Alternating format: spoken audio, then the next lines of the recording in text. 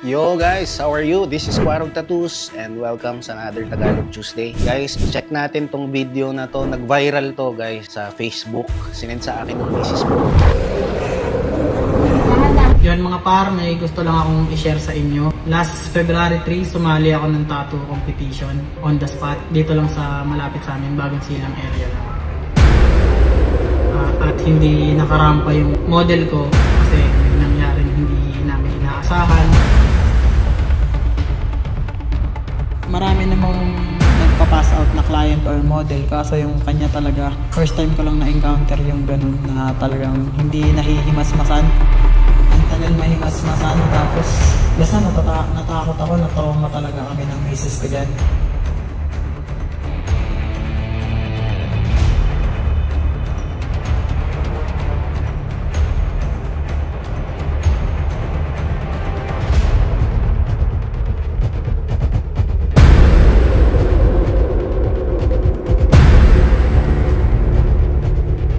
Dito, pangatlong hospital na namin to mga par. Tapos akala ko okay na siya kasi nakakausap na siya. Kaso hindi pa pala. Para siyang nag-hallucinate. Unconscious siya sa mga sinasabi niya. Hindi niya naman alam yung mga pinagsasabi niya. Tapos turo siya ng turo.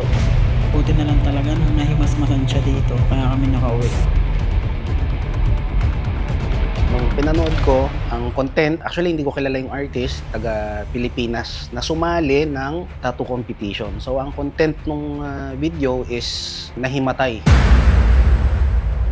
yung kliyente niya, yung model niya mismo na tinatuan niya on the spot.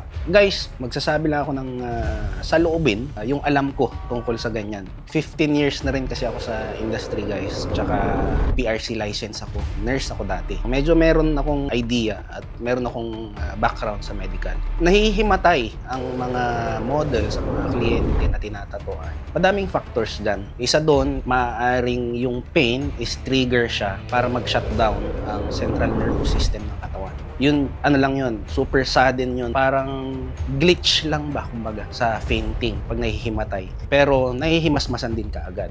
Isa rin, yung hindi nakakakain. Dapat kasi, pag nagpapatato kayo, dapat kumain ka ng solid.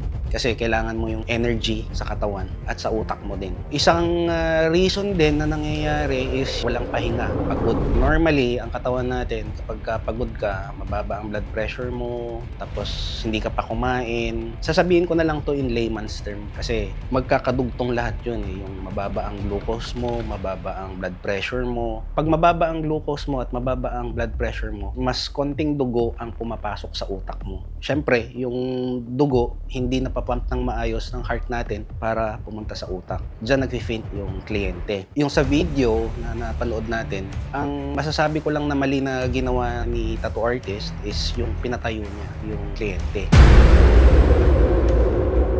Which is big no-no yun. Mas lalong mawawalan ng dugo sa utak niya. Wala pong silbi yung pipitik-pitikin mo yung tenga. Kasi normal lang naman na may mga nahihimatay, may nag-faint talaga. Ang dapat na gawin ng tattoo artist is pahigain ang kliyente at itaas ang paa para pumunta yung dugo na may oxygen, pumunta doon sa utak. At kung may belt man siya or kung maskip man yung pantalon, kailangan paluwagan para mag-flow yung dugo papunta sa utak.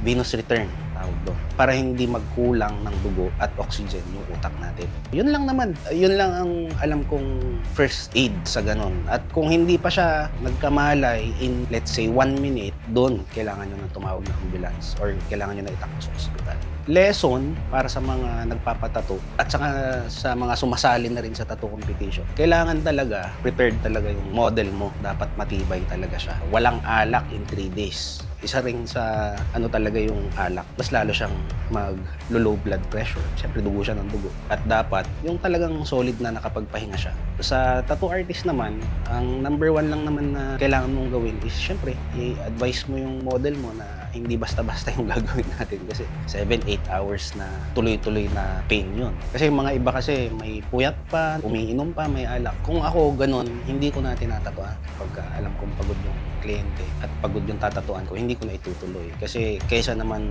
di ba, may mangyari pa. At isa pa, lagi nyo i-check yung kliyente nyo. Itanong nyo rin sa kanya kung madalas ka bang mag-faint, nahihimatay ka ba dati, madalas ka bang nahihilo, yung mga ganun. Kasi minsan may mga underlying cause. Hindi natin alam may sakit sa puso, anything, nasakit sa cardiovascular, nasakit kung minsan meron ring related din yan sa nervous system ng tao. Dapat laging ready yung model. Kailangan may 8 hours at least na sleep. Kumain siya at least 2 hours before. Kasi kung i-adjust mo, kung 4 hours before siya kumain, gugutumin siya sa kalagitnaan ng session. So, at least 2 hours, yun yung huling kain niya bago kayo mag-start. Para sa akin, ganun. Kasi nangyari na sa akin yan, ilang beses na nangyari sa akin yan, which is normal lang yung may mga nag-faint talaga, may mga hindi nakakayanan. Yun lang naman, siguro si Kuya sa video natin, nataranta na rin kasi syempre hindi na nahimasmasan ng ganong katagal, diba? So ganun guys, para sa akin wag nyo na ituloy. Kung pagod ng model nyo, wag na ituloy.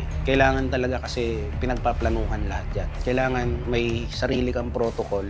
Kung gusto mo talaga maging pro artist, dapat sundin mo yung tama. Every detail kasi dapat sinusunod natin. Doon kasi tayo mag-i-improve. Doon ka magiging professional na tattoo artist. So always keep in mind na wag kang basta banat ng banat. May mga model na hindi nila sinasabi na nahihilo na ako. Wag kayong magmagaling. Sabihin nyo na lang sa artist na, boss, nahihilo na ako. Ganun, para itigil ng artist. Alam na ng artist yung mga yan. Siguro si Kuya nataranta lang yung time na yun. Kasi meron akong mga kliyente dito, lalaki ng katawan, ibang lahi, bodybuilder pa, nahihimatay. Ayaw pa nilang sabihin, no, I'm good. Sila tapos biglang bubulagta. Nangyari one time sa akin dito, bumulagta siya. Buti na lang, nasalo ng bed ko. Kasi bumulagta talaga siyang, alam mo parang poste talaga. Eh sabi niya, I'm okay. Wag nyong i-fake yung naramdaman niyo. Kailangan sabihin niyo sa tattoo artist, boss, nahihilo na ako. Baka pwede natin tigil ng konti. Pag magbe-break kayo, taas mo yung pakainin mo ng medyo matatamis, sugar rush, Coke, ganyan, tsokolate. Dapat laging may soft drinks or Gatorade, ganyan. Kasi carbs din ang Gatorade. Yan. Yun lang guys, sana may natutunan kayo dito sa Tagalog Tuesday. Until next time, appear.